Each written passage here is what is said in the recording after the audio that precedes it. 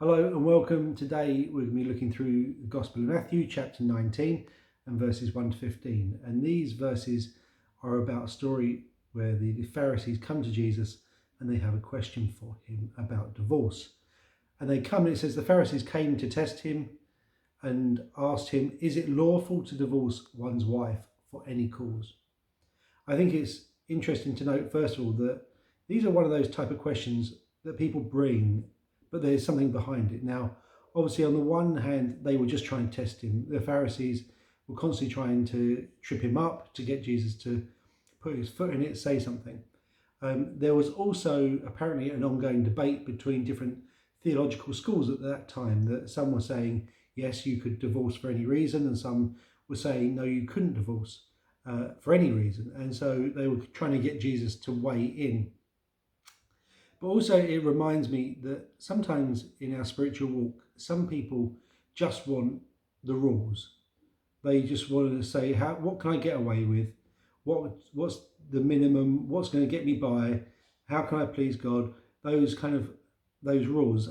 But Jesus flips this on his head again, typical Jesus. And because it's not just about divorce, because they were saying, what's the ins and outs of marriage? What are the ins and outs of divorce? And Jesus takes them right back to the beginning, because he says, have you not read that he who created them from the beginning made them male and female, and said, therefore a man shall leave his father and his mother and hold fast to his wife, and the two shall become flesh. So they are no longer two, but one flesh. What therefore God has joined together, let not man separate. And Jesus is saying, you've got me this question about divorce, but you're missing the point of marriage. The point of marriage is from God. The point of marriage is that two become one flesh and they're joined together before God. And it's not God's intention that they should be separated at all. And he goes on to say that the only reason that the law was given was because of the hardness of their hearts. Because the reality is you can't force sinful people to stay in marriage. But ultimately, if you want to follow God, and this is for both people, that they should stay in marriage. Now, I'm not going to get into the ins and outs of divorce right now. I think as we look through the scriptures over this year, that there'll be more opportunity for that. But I think ultimately, again, Jesus is saying, my heart, the heart of God for marriage is unity, it is commitment, it is faithfulness. And that's what you should primarily be focusing on. It's like people who enter into a marriage with a prenup, maybe, or kind of already having the exit plan in their mind. And they're just looking for rules. And Jesus is like, no, it's not about that. It's about your heart. He's always bringing it back to the heart. And he's always bringing it back to relationship with him.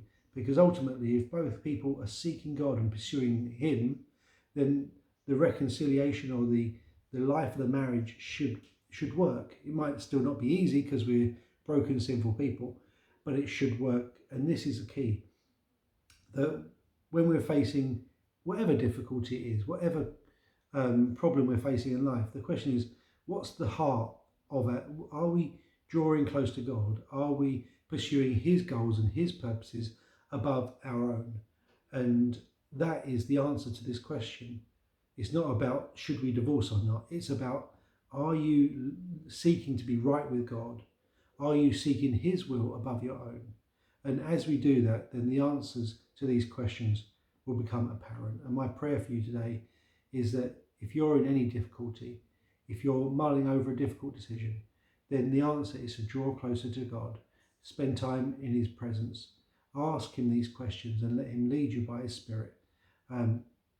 Making sure that you have checked your heart as well, repented of those things that you need to repent of, and come to these things seeking oneness, reconciliation, all those things. And not that reconciliation in marriage is always possible or is even always wise, but where possible, then we should seek it.